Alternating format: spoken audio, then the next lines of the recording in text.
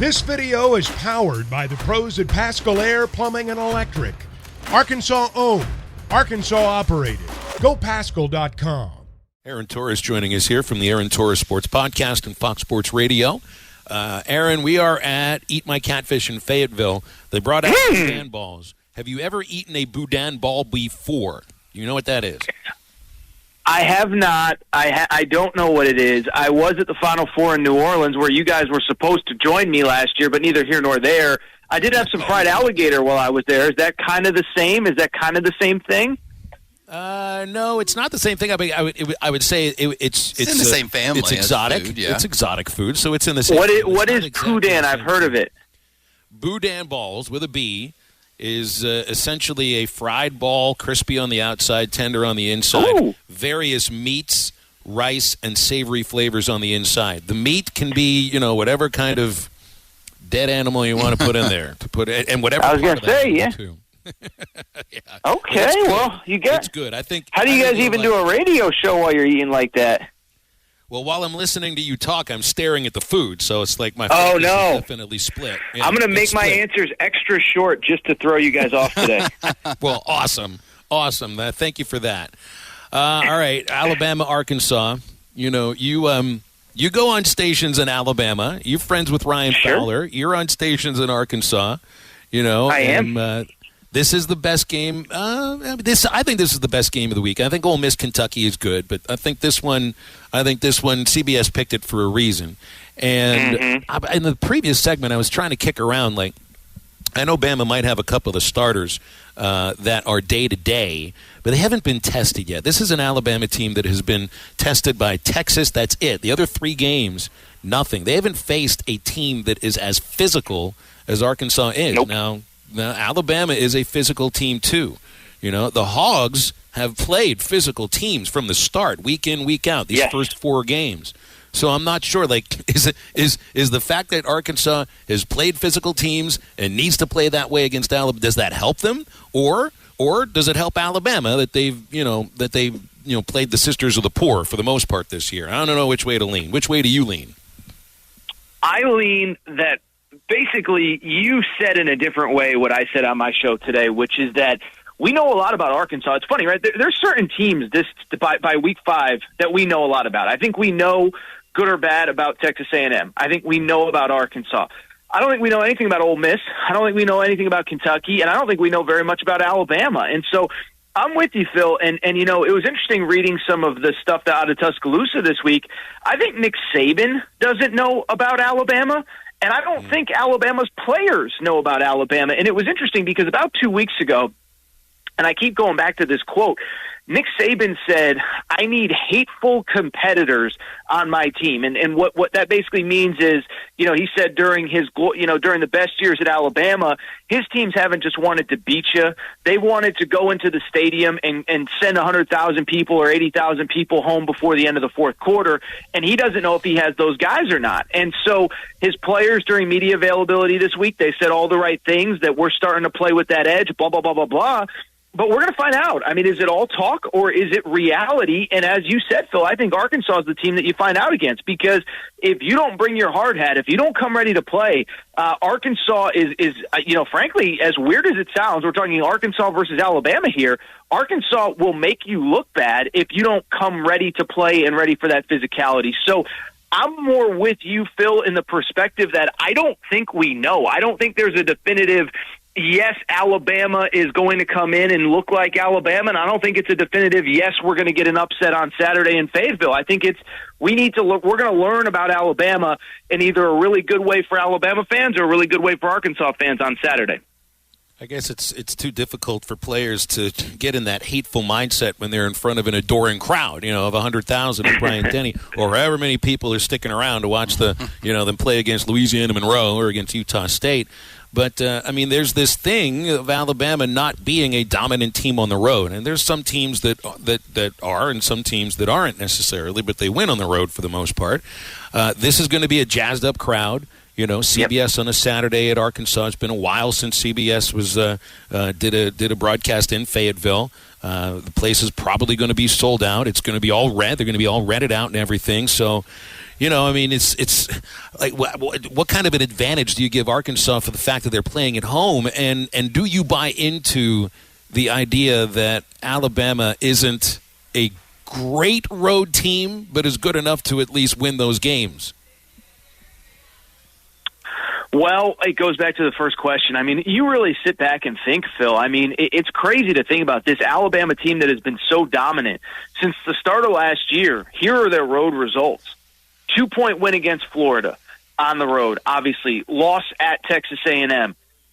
4 overtime win against an Auburn team that we all know is right on the cusp of firing their coach, probably.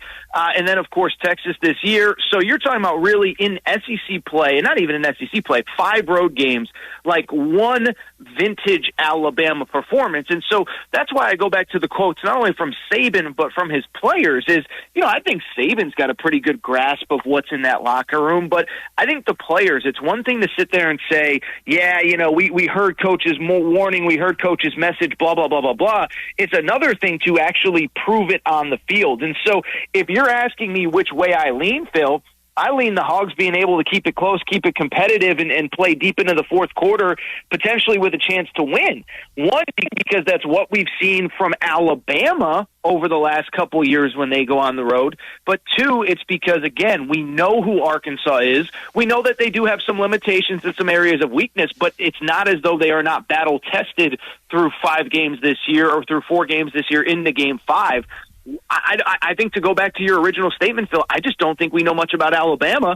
I didn't see Sisters of the Poor on the schedule, but pretty much all their conference mates have been so far. So, Utah State and Louisiana Monroe, it ain't playing in front of however many people are going to be in Fayetteville, as you just said, in all red, yelling and screaming, Phil. So I'm fascinated for this weekend. And I'm just fascinated because I think we're going to learn about Alabama. And to kind of put a bow on it, I'll say this, is that all week long I've heard every single person in the media say, well, it's a top 3 with Georgia, Ohio State, and Bama. We'll see who's number 4. I get why, based on history, you would say that, but Alabama has not shown on the field this year what Georgia and Ohio State have. Now, we're going to learn again if they are in that tier tomorrow, but I tend to lean that I need to see it before I believe it with this group, because we have a 1.5 year sample size that says that they're not this vintage Bama team that just goes on the road and embarrasses people. As far as putting money on this game here, and I can tell where you're leaning. You're taking Arkansas with the points because they're a 15-point underdog. I would take it too. 17 points right now. Goodness gracious. It opened at 15. The line has increased by 2. What do you think of the point total? 62.5. I do expect to see a lot of points scored in this game. And honestly, if I see the point line at 62.5, I'm taking the over right now. Well, I think the big question becomes, we have kind of talked, negatively about Alabama, but this will be probably the best run defense that Arkansas sees all year. And so the question becomes, can KJ Jefferson make plays with his arm, which he did last year against Alabama? This is one, from the betting perspective, I just feel like it's a total stay away to me because, we know the Arkansas secondary has struggled. So that would be seemingly advantage Alabama, right? But then we know that Arkansas's pass rush is ferocious and that Alabama's offensive line has been a cause of concern for the last 2 years. So that's advantage Arkansas. We know that Arkansas wants to run the ball. So, but they're going up against an elite run defense in Alabama. Advantage Alabama. But again, KJ Jefferson made plays with his arm last year to keep it close. I would lean Arkansas keeping it close.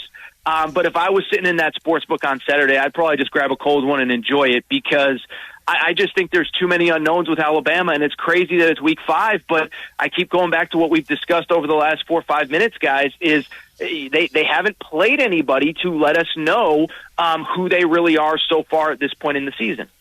Mm-hmm. Aaron, the other SEC game, I feel we've kind of mentioned it earlier, the 11 o'clock on ESPN, Kentucky in Oxford taking on Ole Miss. That one kind of confuses me too. Both teams kind of struggled against lesser opponents last week. Both still got the win.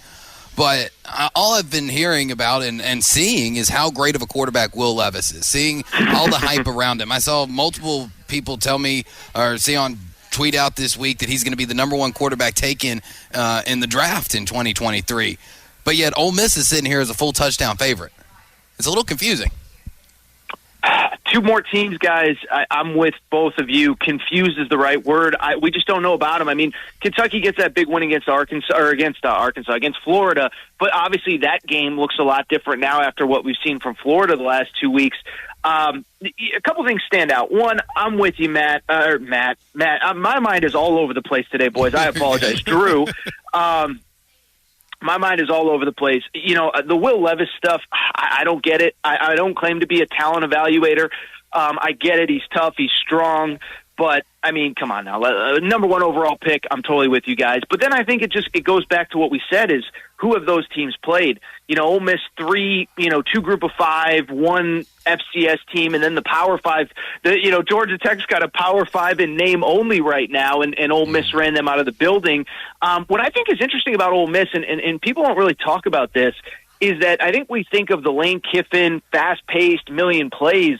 They're really a run-based offense. They're actually, as a matter of fact, the only team in the SEC that's running the ball better than Arkansas right now. Now, they haven't played the competition that Arkansas has, but they're running the ball at a higher clip. And so I think you have that factor where this is kind of the first big game for Jackson Dart at quarterback. But then back to Kentucky is, I really don't know how much we know about them. They are not running the ball well at all. I do tend to lean Ole Miss winning the game. I think it's probably a little bit more low scoring than you think of with Ole Miss. One thing that I've found through the years, Kentucky tends to kind of take the air out of the ball when they go on the road in the SEC. So I think it's close. I think it's low scoring. I would give the advantage to Ole Miss. Kentucky's one, man. Phil, you've dealt with a lot of Big Blue Nation. They don't like when you speak poorly of their teams, but no. I need to see a little bit more. I give them credit for winning in the Swamp. But I wonder if Florida is that, what Florida's ceiling is this year. I'm probably rolling with Ole Miss in this one. Mm-hmm. Now, Aaron, one thing that I think a lot of people, including myself, after first few weeks with Utah losing to Florida, Oregon getting demolished by Georgia, I mean, absolutely embarrassed. I think most of us wrote off the Pac-12 as being any form of a contender for a CFP spot.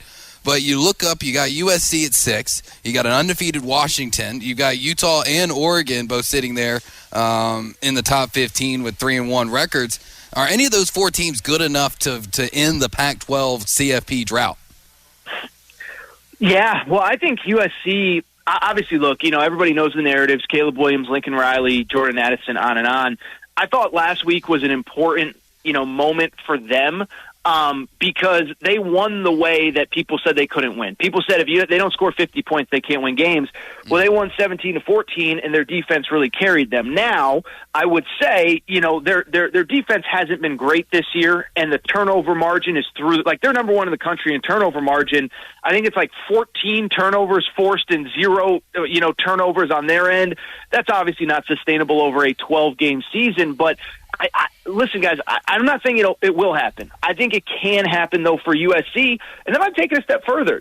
Drew, you bring up the great point that Utah is behind the 8 ball, but that's just a veteran team that since they lost that opener at Florida in a game they easily could have won, they've just been absolutely pounding teams. And so it'll be interesting, UCLA, Washington tonight. I think UCLA is a pretty good team, too. They just haven't played anybody, so they're not on anybody's radar. So I'm with you, Drew. It's not going to get the acclaim until you get to the playoff. It's probably not even going to get to the acclaim, until you win playoff games, maybe even after USC leaves. I think the top 4, top 5 in that league outside of the SEC, I think they can compete with anybody. I think they've shown it. And I think it's going to be fascinating to see if one of those teams can keep themselves in the mix all season long. BetOnline is the fastest and easiest way to wager on all your favorite sports, contests, and events with first-to-market odds and lines. Find reviews and news for every league, including Major League Baseball, NFL, NBA, NHL, combat sports, esports, and even golf. BetOnline continues to be the top online resource for all your sports information, from live in-game betting, props, and futures. Head to BetOnline today or use your mobile device to join today and make your first sports bet. Use our promo code BELIEVE50 to receive your 50% welcome bonus on your first deposit. That's BELIEVE, BLEAV 50. That's BELIEVE, BLEAV 50. Bet online, where the game starts.